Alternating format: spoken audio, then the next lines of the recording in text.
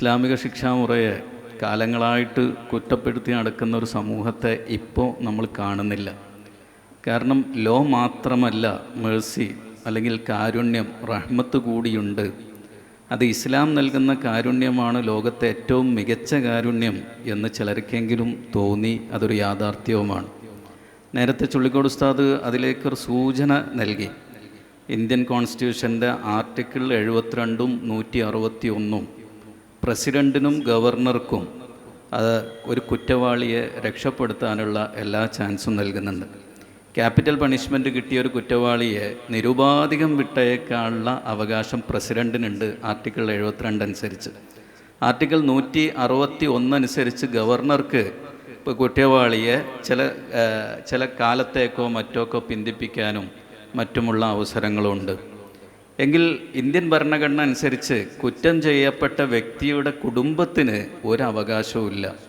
എന്നെ ഒരാൾ കൊന്നാൽ ആ കുറ്റവാളിക്ക് മാപ്പ് കൊടുക്കാൻ എൻ്റെ കുടുംബത്തിനൊരു അവകാശവും ഇല്ലാത്തൊരു കാരുണ്യം പിന്നീട് ആർക്കാണ് ആ കാരുണ്യം ഉള്ളത്? പൊളിറ്റിക്കൽ ലീഡേഴ്സിനാണ്. ആർട്ടിക്കിൾ 72 വിശദീകരിച്ചു കൊടുത്ത് കാണാം. ഹോം മിനിസ്ട്രിയുടെ നിർദ്ദേശാനുസരണമാണ് പ്രസിഡൻറ്റ് അങ്ങനെ ഒരു തീരുമാനം എടുക്കുക.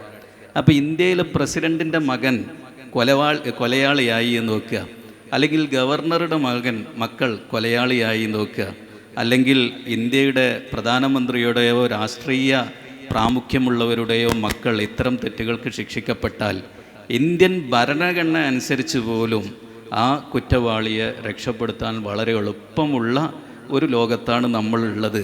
എങ്കിൽ ഇസ്ലാമിക ശരീഅത്തനുസരിച്ച് കുറ്റം ചെയ്യപ്പെട്ട വ്യക്തിയുടെ ആരാണോ ഇതിലെ വാദിയെങ്കിൽ, അല്ലെങ്കിൽ കുറ്റം ചെയ്യപ്പെട്ട വ്യക്തിയുടെ കുടുംബത്തിനാണ്, ഏറ്റവും അടുത്ത റിലേറ്റീവ്സിനാണ് ഈ അധികാരം എന്നുള്ളത് കാരുണ്യത്തിൻ്റെ ആഴം വർദ്ധിപ്പിക്കുന്നു.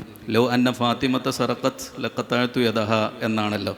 എൻ്റെ മകൾ ഫാത്തിമ കെട്ടാലും ഞാൻ കൈമുറിക്കും എന്ന് നബി സല്ലല്ലാഹു അലൈഹി വസല്ലം തങ്ങൾ പറഞ്ഞുവല്ലോ. അപ്പോൾ ആ വാക്കിന് വളരെ വലിയ പ്രസക്തിയുണ്ട്. ലോകത്ത് ഒരു ഖലീഫക്കും ഒരു രാജാവിനും ഒരു ഭരണാധികാരിക്കും അല്ലെങ്കിൽ മറ്റൊരാൾക്കും, അതെത്ര സ്പിരിച്വൽ ലീഡറാവട്ടെ, എത്ര വലിയ പൊളിറ്റിക്കൽ ലീഡറാവട്ടെ, ആർക്കാണെങ്കിലും ഒരു കുറ്റവാളിയെ രക്ഷപ്പെടുത്താനുള്ള ഭരണഘടനയല്ല നമ്മുടെ ശരീഅത്ത്. ഇങ്ങനെ ശരീഅത്തിനെ കുറിച്ച് നമ്മൾ വിശദമായിട്ട് പഠിക്കാൽ, ഇപ്പോൾ ഇന്ത്യൻ ഭരണഘടനയുടെ ഏറ്റവും വലിയൊരു പ്രത്യേകത ഈക്വാലിറ്റി ബിഫോർ ലോ അല്ലെങ്കിൽ ഈക്വാലിറ്റി ഓഫ് ലോ എന്നുള്ളതാണ്. അത് നമ്മൾ ഫണ്ടമെൻ്റൽ റൈറ്റ്സിലുള്ളതാണ്. പക്ഷേ അവിടെ തന്നെ അതിന് എക്സെപ്ഷൻ ഉണ്ട്. ഒരു ഗവർണർക്കോ ഒരു പ്രസിഡൻറ്റിനോ ഒരിക്കലും കോടതിയിൽ പേഴ്സണൽ കാര്യങ്ങൾക്ക് വേണ്ടിയിട്ട് അപ്പിയർ ചെയ്യേണ്ട. അദ്ദേഹത്തിൻ്റെ ആ ടേമിൽ ഇത് ഇസ്ലാമിക സിദ്ധാന്തം അനുസരിച്ച് എതിരാണ്. ആര് തെറ്റ് ചെയ്താലും അദ്ദേഹം നാട്ടിൽ ആരായിരിക്കാം, പക്ഷെ അദ്ദേഹം ഒരു വ്യക്തിയാണ്. ആ വ്യക്തി എന്നുള്ള നിലയ്ക്ക് നിയമത്തിൻ്റെ മുമ്പിൽ തുല്യത എന്നുള്ളത് നമ്മളുടെ ഭരണഘടനയിൽ പോലും നമുക്ക് കാണാൻ കഴിയൂല. ഇങ്ങനെ പരിശുദ്ധ ഇസ്ലാമിക നിയമവ്യവസ്ഥിതിയെ നമ്മളിങ്ങനെ അനലൈസ് ചെയ്യുമ്പോൾ വളരെ കൃത്യമായ ഇത്തരം നിയമങ്ങളൊക്കെ ആവിഷ്കരിച്ചത് നമുക്ക് കാണാൻ സാധിക്കും. നിയമം എന്താ എന്ന് വിശദീകരിക്കുന്ന അവിടുന്ന് മുതൽ നിയമത്തിൻ്റെ മുഴുവൻ സാധ്യതകളും വിശദീകരിച്ചു എന്ന് 14 നൂറ്റാണ്ടുകൾക്ക് മുമ്പ്. ഇപ്പം ലോ എന്നുള്ള ആ പദത്തെ നമ്മളെ മോഡേൺ ജൂറിസ്പ്രുഡൻസ് അനുസരിച്ച് ലോയെ വളരെ ഡിഫൈൻ ചെയ്തിട്ടുണ്ട്. എന്നാൽ ആ പദത്തെ പോലും നമ്മളത് വായിക്കുമ്പോൾ ഈ പ്രത്യേകിച്ചും മതപണ്ഡിതന്മാർക്ക് അതൊരു പുതിയ ടേംസ് അല്ല, ഒരു പുതിയ ഡെഫിനേഷനായി തോന്നൂല. കാരണം 8ഉം 10ഉം 12ഉം 13ഉം നൂറ്റാണ്ടുകൾക്ക് മുമ്പ് എഴുതപ്പെട്ട ഗ്രന്ഥങ്ങളിൽ എന്താണോ ഹുക്കുമ് എന്നുള്ള പദത്തിന് നിർവചനം കൊടുത്തത്, അതേ നിർവചനമാണ് ലോക്ക് നമ്മുടെ ആധുനിക നിയമവ്യവസ്ഥയെ നിർവചനം കൊടുത്തതെന്ന് കാണാൻ കഴിയും. ഈ ലോ ആർക്കാണ് ബാധകം? അവിടെയും നമുക്ക് പരിശുദ്ധ ശരീഅത്തിൻ്റെ എല്ലാം കാണാൻ കഴിയും. മൈനർക്ക് ബാധകമല്ല തുടങ്ങിയ, അല്ലെങ്കിൽ ഒരു സോവറിൻ സ്റ്റേറ്റിനാണ് നിയമം ഉണ്ടാക്കാനുള്ള അധികാരം എന്നൊക്കെ പറഞ്ഞ് നമുക്ക് ഇഷ്ടം പോലെ ക്ലോസുകൾ നമുക്ക് കാണാൻ കഴിയും. ഞാൻ ചുരുക്കുകയാണ്, നീട്ടി സംസാരിക്കുന്നില്ല. പിന്നീടൊരു സമയത്ത് വിശദമായിട്ട് സംസാരിക്കാം. നമ്മൾ മനസ്സിലാക്കേണ്ടത് നമ്മളുടെ നിയമവ്യവസ്ഥിതിക്ക് 14 നൂറ്റാണ്ടിൻ്റെ പഴക്കമുണ്ട് എന്നുണ്ടെങ്കിലും ലോകത്തിപ്പോഴും അത് മികച്ചു നിൽക്കുന്നു. ഒരു കാര്യം കൂടി ഞാൻ പറയട്ടെ, ഒരു സെക്യുലർ രാഷ്ട്രത്തിൽ ജീവിക്കേണ്ടത് എങ്ങനെയെന്നുകൂടി വളരെ കൃത്യമായി അനാവരണം ചെയ്ത ലോയാണ് നമ്മളെ ലോ. എന്ന് പറഞ്ഞാൽ ലോകത്തെ എല്ലായിടത്തും ഇസ്ലാമിക ഭരണം വേണം, ഇസ്ലാമിക നിയമവ്യവസ്ഥിതി വേണം, ശരീഅത്ത് നടപ്പാക്കണം, ഖിസാസ് വേണം. ഖിസാസ് വേണം എന്നും വേണ്ട എന്നും അഭിപ്രായമുള്ളവരുണ്ട്. വേണ്ട എന്ന അഭിപ്രായമുള്ളവർക്ക് സ്വന്തം മക്കളെ കൊല ചെയ്യപ്പെടുമ്പോഴാണ് അതിൻ്റെ വേദന മനസ്സിലാകുക. വേണം എന്ന അഭിപ്രായമുള്ളവർക്കോ അവർക്ക് മറ്റു പല കാരണങ്ങളാൽ അതിന് ന്യായം ഉണ്ടാവും.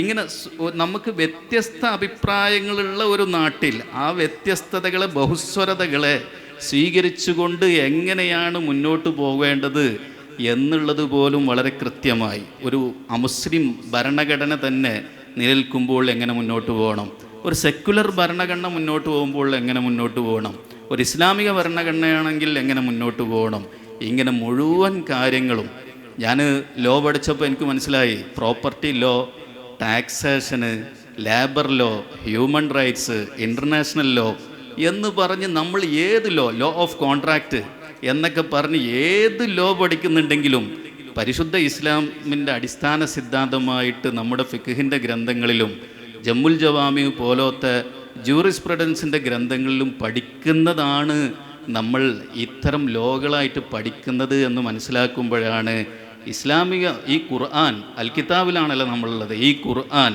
നിയമവ്യവസ്ഥയെ എത്രമാത്രം കൃത്യമായിട്ട് അവതരിപ്പിച്ചു എന്ന് നമുക്ക് മനസ്സിലാക്കാൻ സാധിക്കുന്നത്.